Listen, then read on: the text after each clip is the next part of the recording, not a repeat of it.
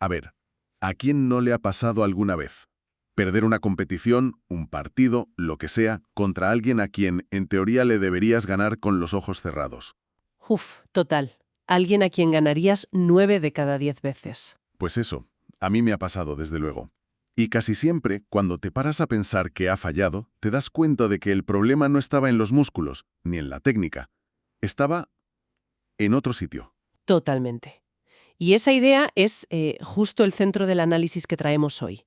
Es un capítulo de un libro escrito por un entrenador de frontenis, que es un deporte de decisiones ultra rápidas. Casi instantáneas. Exacto. Y él explora un concepto que llama el ladrón cognitivo, y lo hace a través de una historia real que es, francamente, desconcertante. Pues esa es nuestra misión. Vamos a meternos de lleno en esa historia para entender por qué la cabeza es la parte más importante de cualquier equipo, en cualquier disciplina. Hay una frase en el texto que es lapidaria. ¿Cuál? Dice, si la cabeza falla, el cuerpo se siente como un tronco. Y aunque el ejemplo venga del deporte, yo creo que el principio es universal. Desde luego. La historia que cuenta es la que lo pone todo en marcha. Es el origen de la idea. Nos sitúa en mitad de un problema que, parecía no tener solución. Exacto. Nos habla de un jugador joven, con un talento que describe como fuera de lo común, que estaba en el mejor momento de su carrera. Y de repente, de un día para otro, su rendimiento no es que baje, es que se desploma. La palabra que usa el autor es catastrófico. Catastrófico. Durante 2 meses, el jugador era una sombra de sí mismo. Y los detalles que da son muy gráficos, para que entendamos la magnitud del problema. Dice que en los entrenamientos parecía que estaba jugando con la pala cambiada. Vaya. Su mayor virtud, que era esa capacidad de leer el juego, se había esfumado. Esa anticipación que le hacía especial fallaba por milisegundos, que en un deporte así es un abismo. Su intensidad en la pista, sobre todo en defensa, se había evaporado. Lo más frustrante para el equipo técnico era el misterio. Se descartó lo evidente. No había lesión, no había problemas familiares o personales que él reconociera. Le preguntaban una y otra vez qué le pasaba, qué sentía. ¿Y la respuesta? Siempre la misma. Según el texto, el jugador bajaba la cabeza y decía un lacónico, todo normal. ¿Te imaginas la impotencia? Como entrenador, has agotado todas las vías lógicas y el deportista no te da absolutamente nada. Es un callejón sin salida. Durante 2 meses tenían en la pista a lo que el autor llama un fantasma. 2 meses es una eternidad en el deporte de élite. Te puede arruinar una temporada entera. Y justo cuando la situación parecía ya enquistada, al final de ese segundo mes, de repente, el jugador vuelve. ¿Así sin más? Casi de la noche a la mañana, dice el autor. Vuelve a ser él, rápido, intuitivo, dominante, el fantasma. Se había ido. Y claro, el equipo técnico, que ya casi había tirado la toalla en cuanto a entender el porqué, le vuelve a preguntar, casi por inercia, sin esperar gran cosa. Le dicen, oye, ¿qué ha pasado? Y la respuesta que da lo cambia absolutamente todo. Es algo que nadie, y de verdad nadie, podría haber adivinado. El jugador, con una sonrisa, le dice, ya me saqué el carnet de conducir. La reacción del equipo técnico, según nos cuenta, fue quedarse mudos. Es que, en un primer momento, es una respuesta que no tiene ningún sentido. Espera. El carnet de conducir. Si yo fuera el entrenador, mi primera reacción también sería de incredulidad total. Suena a excusa o a una broma, ¿no? Claro. ¿Cómo conectas algo tan cotidiano con 2 meses de un rendimiento desastroso? El propio autor confiesa que su primer instinto fue ahogarle. Claro, la reacción inicial es de no entender nada. Pero cuando el chico lo explica, pues todas las piezas se encajan de una forma asombrosa. Resulta que el examen no era el problema real. Era lo que representaba para él. Exacto. Lo que representaba en ese momento concreto de su vida. Aquí es donde la historia se pone de verdad interesante. El jugador le explica al entrenador su situación. Llevaba años dependiendo totalmente de sus padres para ir a entrenar y a los partidos. Qué agobio.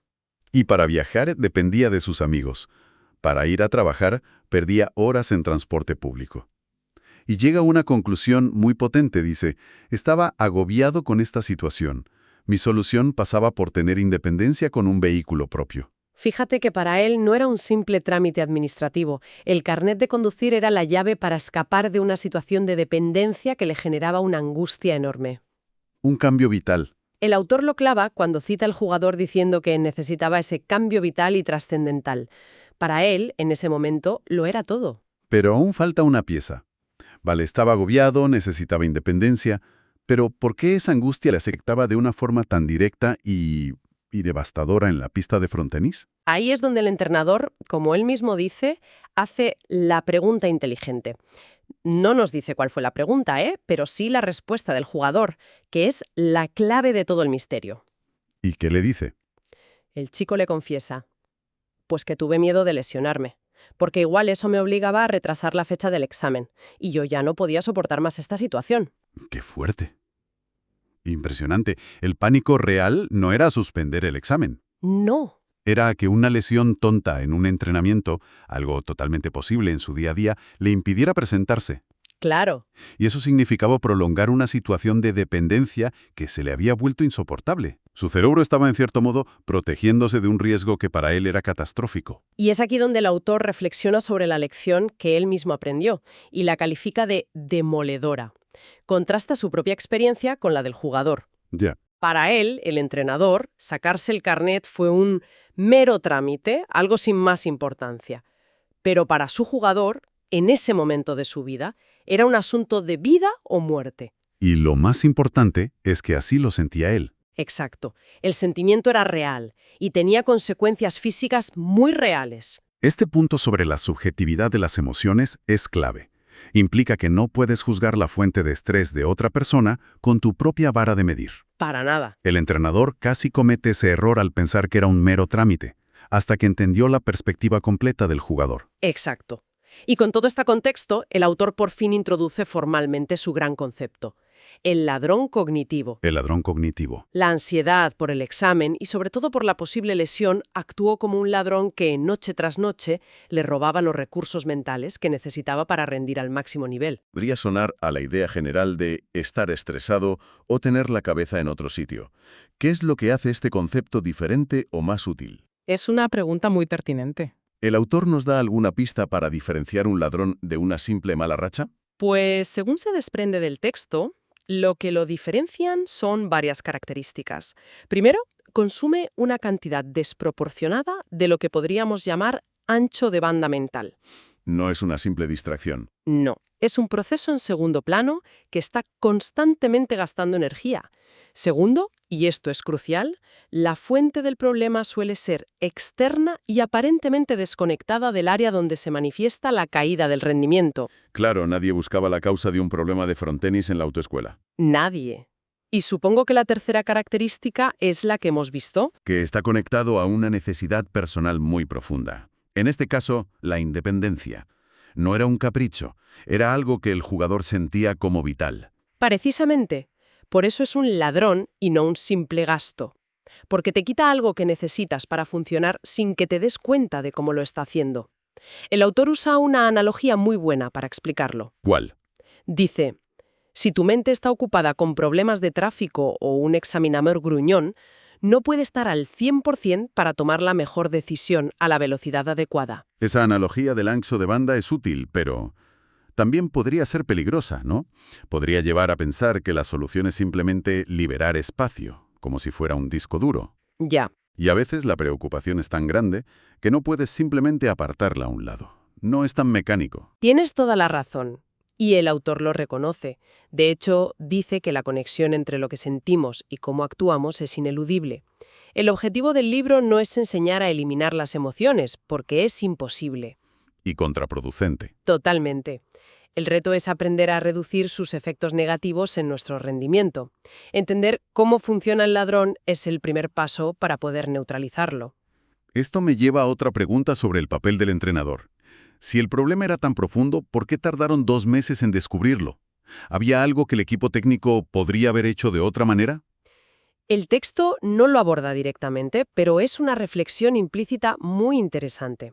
No se trata de que los entrenadores tengan que ser psicólogos o adivinos, Claro. pero quizás la lección es sobre crear un entorno de confianza tan sólido que un jugador se sienta seguro para expresar una preocupación que a primera vista parece no tener nada que ver con el deporte. El jugador no lo decía porque probablemente ni él mismo era plenamente consciente de la conexión. O quizás le parecía una razón absurda para justificar un bajón tan grande. Claro, el primer paso es que la propia persona lo identifique.